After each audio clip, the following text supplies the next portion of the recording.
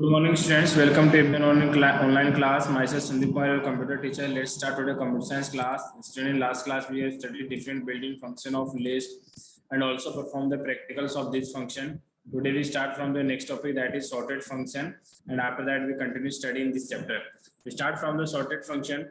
It take as a list as a parameter and create a new list consisting of the same elements but arranged in ascending order. क्या होता है sorted function? हम लोग क्या करेंगे, parameter के रूप में एक लिस्ट को पास करेंगे। ये फंक्शन क्या करेगा, उस लिस्ट को सॉर्टेड फॉर्म में कन्वर्ट करके आपको एक नई लिस्ट है वो आउटपुट में शो करेगा। जो जो आपकी न्यू लिस्ट होगी वो आपकी ओल्ड लिस्ट के सारे डेटा एलिमेंट्स को कंटेन करेगी, लेकिन वो किस ऑर्डर में होंगे, इन सॉर्टेड फॉर्म यानी असेंडिंग ऑर्डर में आपके पास अरेंज फॉर्म में होंगे। फॉर एग्जांपल हमारे पास में एक लिस्ट है, वी हैव ए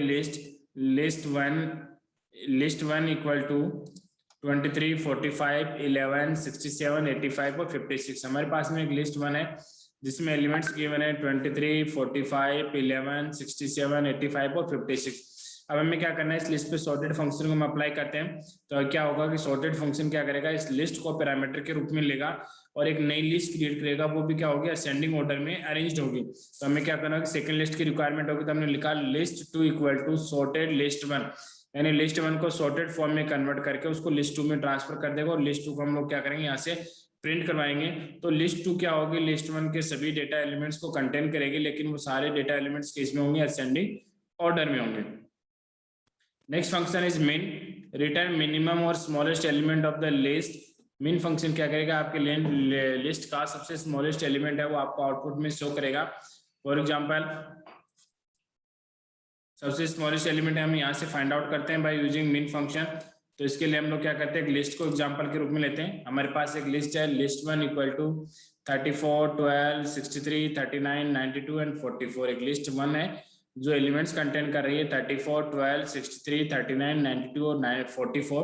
इस लिस्ट में हमें क्या करना है, सबसे स्मॉलेस्ट एलिमेंट फाइंड आउट करना है। तो डायरेक्ट हम लोग क्या करेंगे, इसमें मिन फंक्शन को अप्लाई करेंगे और पैरामीटर के रूप में लिस्ट को पास करवा देंगे। तो हम इसके लिए लिखेंगे main inside the parameter list 1, और तो आउटपुट में हमारे पास में क्या होगा, इस गिवन लिस्ट का सबसे स्मॉलेस्ट एलिमेंट है वो आउटपुट में होगा, that is 12। Okay, next study करते हैं मैक्स, रिटर्न मिनी मैक्सिमम और largest element of the list. ये क्या करेगा, आपकी लिस्ट का सबसे लार्जेस्ट एलिमेंट होगा, सबसे ग्रेटेस्ट वैल्यू होगी, उसको आउटपुट में शो करता है।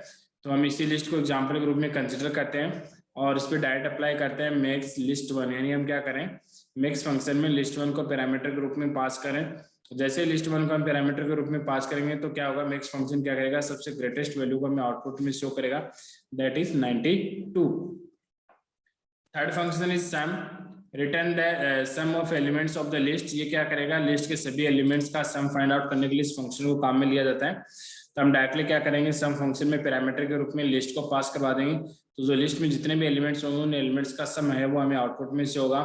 तो हमने डायरेक्ट अप्लाई कर दिया, सम इनसाइड द पैरामीटर हमने पास करवा दिया लिस्ट 1, यानी लिस्ट 1 के सभी एलिमेंट्स का हम सम फाइंड आउट कर रहे हैं। तो यहाँ से उसका सम आ गया 284। ओके स्टूडेंट, तो ये तो हमारे लिस्ट के कुछ बिल्डिंग फंक्शन जिनको हम डायरेक्टली प्रोग्राम में यूज लेके अपने ऑपरेशंस को परफॉर्म कर सकते हैं। नेक्स्ट टॉपिक है हमारा list manipulation. In this chapter we have learn to create a list and the different ways to manipulate list. The following program will display the various list manipulation method। यानी हम लोगों ने क्या क्या इस chapter में हम लोगों ने अभी तक क्या स्टडी किया है, लिस्ट क्या होती है, लिस्ट कैसे बनाते हैं, लिस्ट में different types of building function को हम कैसे अप्लाई करते हैं, उन सबको हमने स्टडी कर लिया। अब हमारे पास में एक प्रोग्राम है, उस प्रोग्राम में लिस्ट के सभी फंक्शन को हम क्या कर रहे हैं, एक साथ अप्लाई कर रहे हैं। तो क्वेश्चन की मैंने write a program to allow user to perform any those list operation given in menu. यानी हमारे पास में बहुत सारे लिस्ट के ऑपरेशन गिवन है। पहला append the list, insert an element, append a list to the given list, modify an existing element, delete an existing element from its position, delete an existing element with a given value, sort the list in ascending order, sort the list in descending order और display the list। तो हम लोगों ने क्या किया था, जब हम लोग इसको फंक्शन को स्टडी कर रहे थे हम लोगों ने साथ साथ में प्रैक्टिकली परफॉर्म किया था। अब क्या करना है, वो सारे प्रैक्टिकल्स को हमें एक साथ कंबाइन करके सिंगल प्रोग्राम में बनाना है, जो ये हम लोग पहले ऑलरेडी परफॉर्म कर चुके हैं। ओके जैन, तो नेक्स्ट टॉपिक की तरफ हम मूव करते हैं।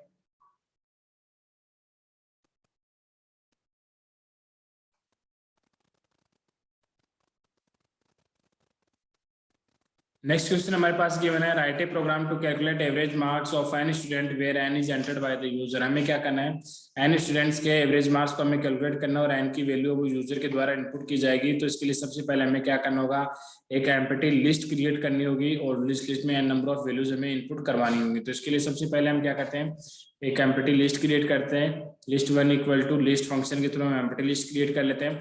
फिर उसके बाद में हमें क्या करना है, एन की वैल्यू एंटर करवाने, तो हमने लिखा print how many students want you want to enter, यानी कितने स्टूडेंट्स है वो आप एंटर करना चाहते हैं, यानी किसकी वैल्यू होगी, एन की वैल्यू होगी। इस एन की वैल्यू को हम यहाँ से एंटर करवाते हैं। एन की वैल्यू को आपने इनपुट करवा दिया। इनपुट करवाने के बाद में आपको क्या करना है कि इसमें आपको फॉर लूप लगाना है, क्योंकि इसने कहा है कि एन नंबर ऑफ स्टूडेंट्स हैं, यानी आपको from the start position to end position तक के सभी एलिमेंट्स को आपको क्या करना है, प्रोसेस करना है। और प्रोसेस करने के बाद में उनका क्या करना है, सम फाइंड आउट करना है। तो इसके लिए हमने लिखा for i in range 0 to n, हमने फॉर लूप लगा दिया। For i in range 0 to 1, यानी फॉर लूप हमने लगा दिया कि जो लिस्ट में वैल्यू होंगी वो 0 से लेकर n तक होंगी। Print enter marks of students, हम क्या करेंगे, स्टूडेंट्स के मार्क्स को एंटर करवाएंगे 1 by 1 और i की वैल्यू में क्या होगा, +1 का इंक्रीमेंट होगा। तो हमने लिखा i+1। उसके बाद में हमें क्या करना है, इन सभी एलिमेंट्स को जो हम स्टूडेंट्स के मार्क्स एंटर करवा रहे हैं उनको हमें लिस्ट में करना है। लिस्ट में इनको सेट करने के लिए हमें क्या करना होगा, अभी हमारे पास जो लिस्ट है वो ब्लैंक लिस्ट है, तो ब्लैंक लिस्ट में हमें एलिमेंट्स जोड़ने हैं। तो जोड़ने के लिए हम फंक्शन काम में लेते हैं अपेंड फंक्शन। तो हम इसके लिए लिखेंगे append list one dot append marks. हम क्या करेंगे, लिस्ट वन में 1 by 1 मार्क्स को अपेंड करवा देंगे और फिर उनका एक वेरिएबल लेते हैं टोटल इक्वल टू 0, उनका टोटल फाइंड आउट करेंगे। टोटल फाइंड आउट करने बाद में उनका एवरेज कैलकुलेट करते हैं। ओके स्टूडेंट, नेक्स्ट टॉपिक है हमारा चैप्टर का, नेक्स्ट टॉपिक हम लोग स्टडी करते हैं इंट्रोडक्शन टू डिक्शनरीज। ये हमारा लिस्ट है वो कंप्लीट हो चुका है। अब हम नेक्स्ट टॉपिक पढ़ रहे हैं डिक्शनरीज, इस चैप्टर का सेकंड टॉपिक। डिक्शनरी क्या होता है, the data type dictionary falls under mapping, यानी डिक्शनरी है वो मैपिंग डेटा टाइप के अंतर्गत हम इसको स्टडी करते हैं। It is a mapping between set of keys and set of values. And dictionary क्या होता है, mapping is between set of keys and set of values. Dictionary में क्या होते हैं, की और वैल्यूज होती हैं, इनको सेपरेट किया जाता है बाई कॉलन से। तो डिक्शनरी में क्या होंगे, बहुत सारी कीज होंगी, उनकी वैल्यूज भी होंगी। तो इसको क्या कहते हैं, मैपिंग होता है। मैपिंग का मतलब एक की का कनेक्शन एक वैल्यू के साथ में होता है, इसलिए इसको बोलते हैं set of keys and set of values. The key value pair is called an item, और की वैल्यू पेयर, की और वैल्यू दोनों को कॉम्बिनेशन रूप से हम क्या बोलते हैं, आइटम बोलते हैं। एक की separated from its value by colon, की को उसकी वैल्यू के द्वारा सेपरेट करने के लिए कॉलन का यूज लिया जाता है। And constitutive items are separated by the comma, और एक आइटम को दूसरे आइटम से सेपरेट करने के लिए कोमा को यूज में लेते हैं। Items in dictionaries are under unordered, यानी डिक्शनरी में जो वैल्यूज होंगी या जो आइटम्स होंगी वो अनऑर्डर्ड फॉर्म में होंगी। कोई जरूरी नहीं होता है उनको आपको ऑर्डर्ड फॉर्म में यानी सॉर्टेड फॉर्म में लिखो, अनसॉर्टेड फॉर्म में भी हो सकते हैं। So we not get back the data in the same order in which has entered, यानी आप जैसे डेटा एंटर करते हो कोई जरूरी नहीं होता कि आपको उसी ऑर्डर में ही डेटा वो प्रिंट मिले या आपको आउटपुट में शो हो।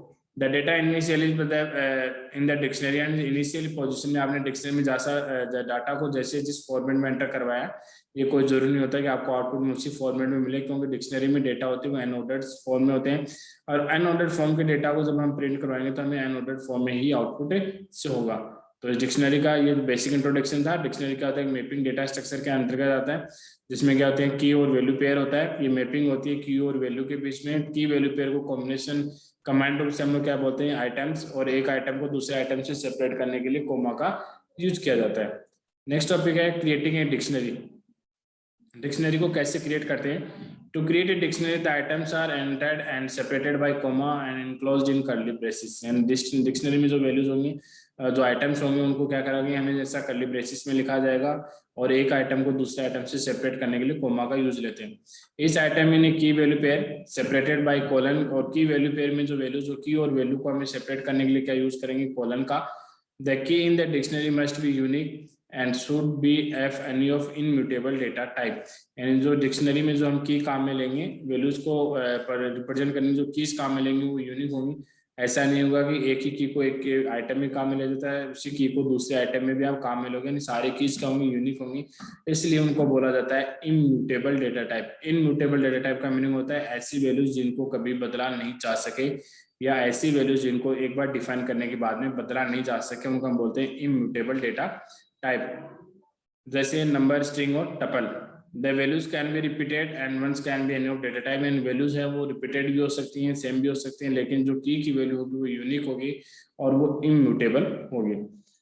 लिस्ट स्टडी करते हैं डिक्शनरी को कैसे क्रिएट करते हैं। तो डिक्शनरी को क्रिएट करने हम लिखेंगे DICT equal to curly braces, यानी कर्ली ब्रेसिस जो होता है उसको काम में लेते हैं डिक्शनरी को क्रिएट करने के लिए। तो इसको हम लिखेंगे DICT equal to curly braces. यहाँ से हमारी क्या हो गई, एक ब्लैंक डिक्शनरी क्रिएट हो गई, ऐसी डिक्शनरी जिसमें कोई भी वैल्यू कंटेन नहीं करती है। जैसे हम इस डिक्शनरी को प्रिंट करवाएंगे, हम लिखेंगे प्रिंट DICT1।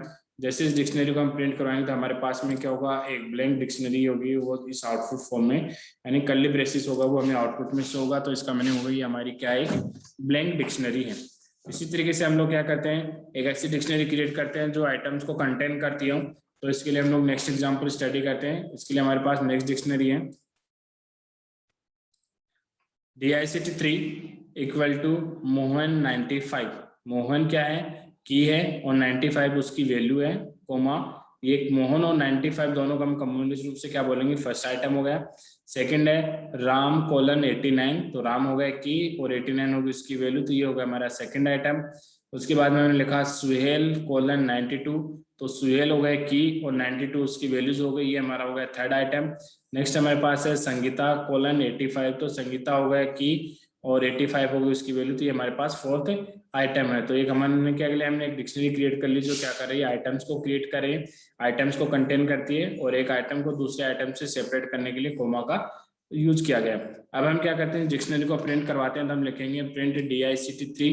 जैसे हम इस DICT3 को प्रिंट करवाएंगे तो हमारे पास में क्या होगा, डिक्शनरी प्रिंट होगी। तो इस डिक्शनरी का जो आउटपुट होगा, इनसाइड द कर्ली ब्रेसेस हमारे पास क्या होंगे, आइटम्स होंगे। कौन से आइटम्स होंगे, जो आपने एंटर किए हैं या जो आइटम्स आपने डिक्शनरी में डिफाइन किए हैं, वही आपको कर्ली ब्रेसेस में आउटपुट में शो होंगे। तो ये होगा क्रिएटिंग ए डिक्शनरी को हम डिक्शनरी को कैसे बना सकते हैं। नेक्स्ट हमारा टॉपिक है accessing item in dictionary. Dictionary में आइटम्स को हम कैसे एक्सेस करेंगे, की वैल्यू पेयर को हम कैसे एक्सेस करते हैं, उसको स्टडी करते हैं। तो इसके लिए we have already seen that the items of sequence are accessed using a technique called indexing. हमें पहले पता है, जैसे हमने लोगों ने लिस्ट में स्टडी किया था, लिस्ट में हम क्या करते हैं, आइटम को एक्सेस करने के लिए इंडेक्सिंग और स्लाइसिंग टेक्निक यूज लेते हैं। तो इसने कहा है we have already seen that the items of a sequence are accessed using a technique called indexing, यानी इंडेक्सिंग के थ्रू हम क्या कर सकते हैं, आइटम्स को एक्सेस कर सकते हैं।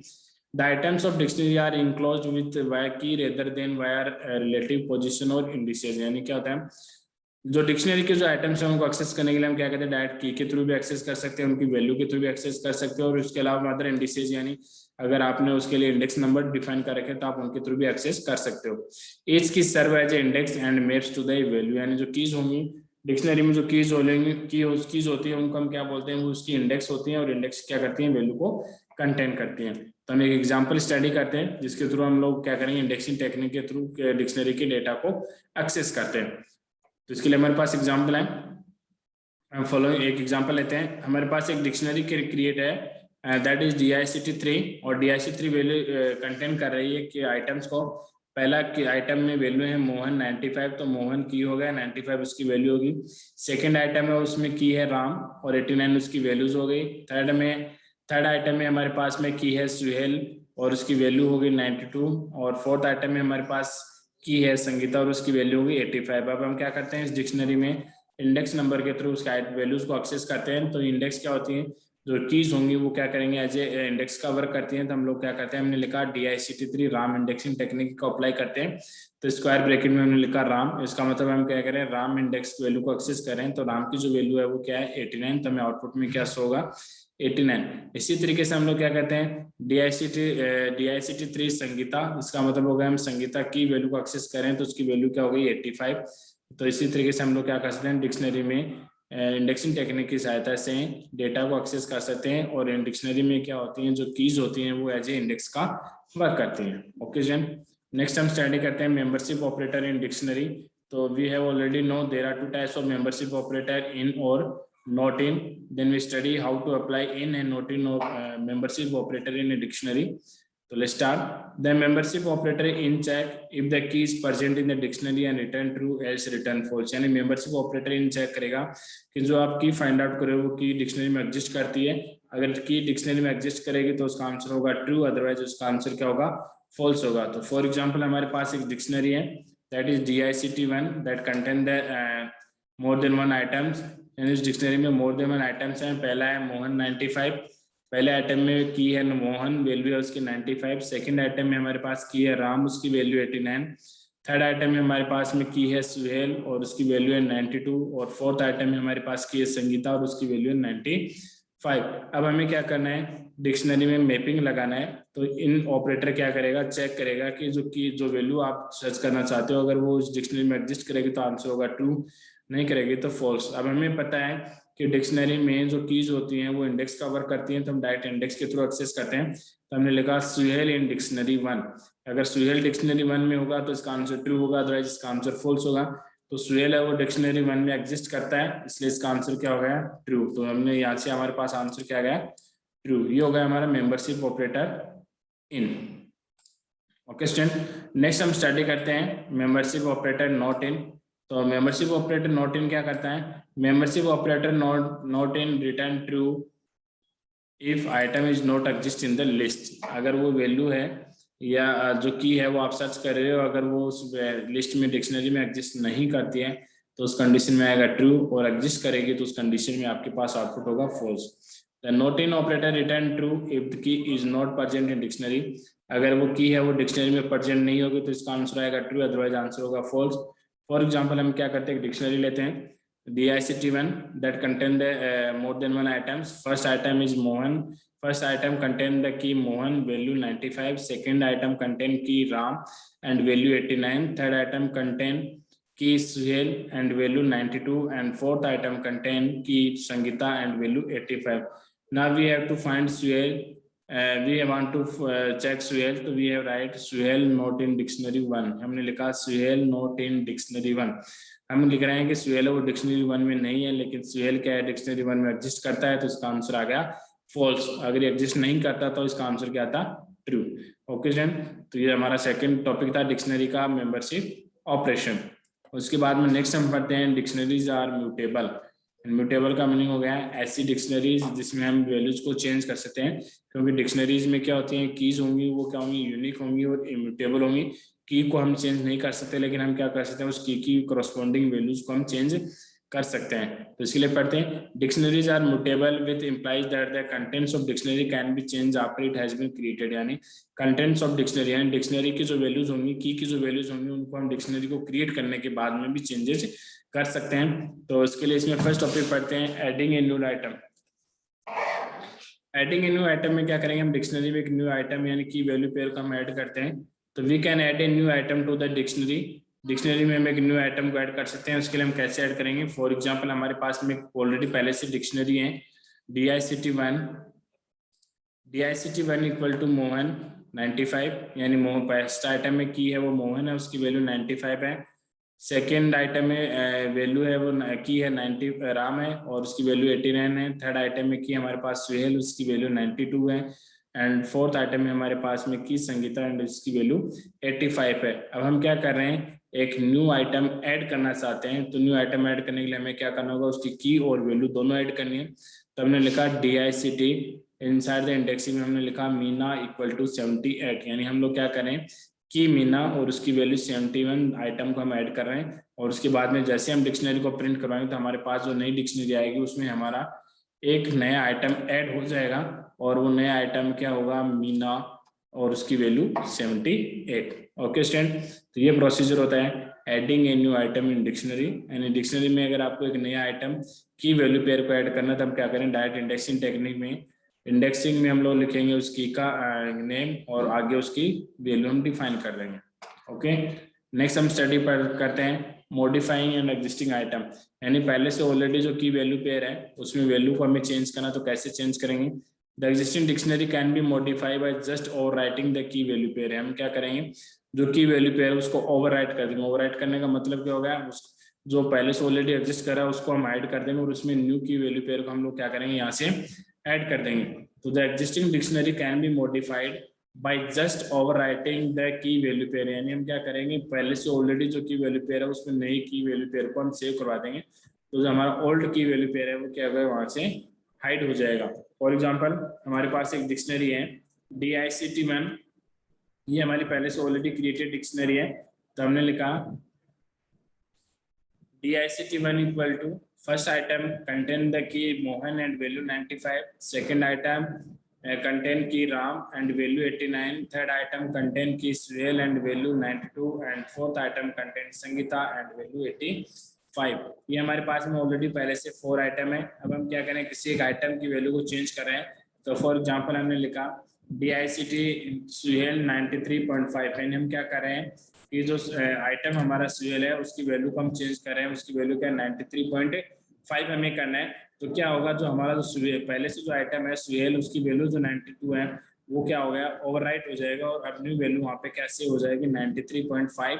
और जैसे हम इस डिक्शनरी को प्रिंट करवाएंगे, प्रिंट DICT में, तो हमारे पास में न्यू डिक्शनरी प्रिंट होगी। न्यू डिक्शनरी होगी, उसमें हमारे पास में क्या होगी, वैल्यू होंगी वो अपडेटेड होंगी, यानी जो हमारा आइटम है जिसको कंटेन कर रहा है कि सुहेल की और वैल्यू 92 को, अब वो ओवरराइट हो जाएगा किसके थ्रू, सुहेल 93.5 को। तो आउटपुट में हमारे पास में पहला जो आइटम होगा वो होगा मोहन। पहला आइटम में की होगी मोहन, वैल्यू उसकी 95। सेकंड आइटम में की होगी राम, उसकी वैल्यू 89। थर्ड आइटम में हमारे पास क्या होगा की इज सुहेल एंड वैल्यू 93.5, यानी हमने क्या किया था, इस आइटम की वैल्यू को हमने अपडेट किया था सुहेल 93.5 न्यू वैल्यू, और लास्ट हमारा संगीता 85। तो ये सेकंड प्रोसीजर था, मॉडिफाइंग एन एग्जिस्टिंग आइटम, यानी कि डिक्शनरी में किसी आइटम को चेंज करने का प्रोसीजर।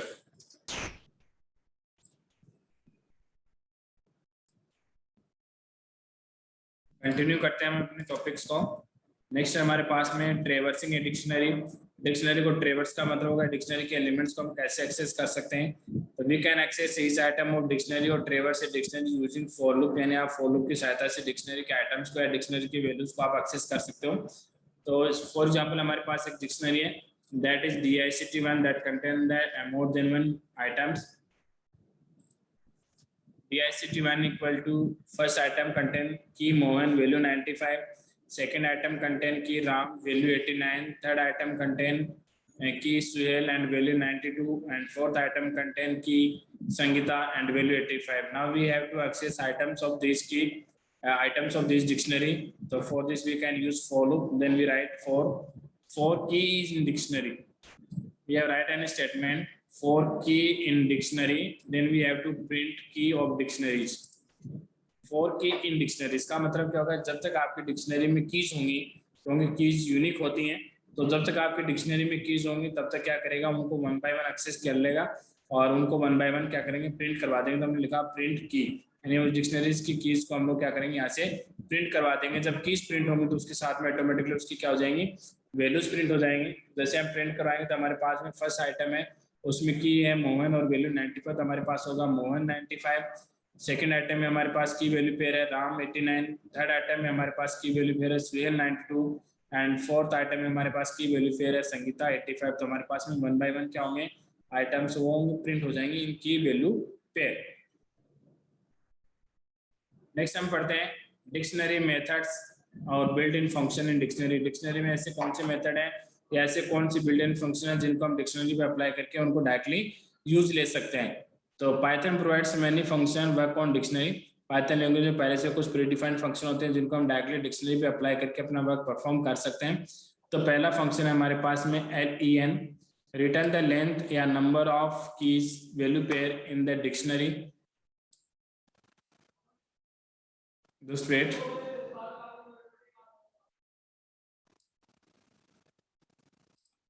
फर्स्ट हमारे पास में len function, return the length और number of key value pair of the dictionary pass as a argument, यानी जो डिक्शनरी आर्ग्यूमेंट में पास किया जाएगा उसमें total number of key value pair का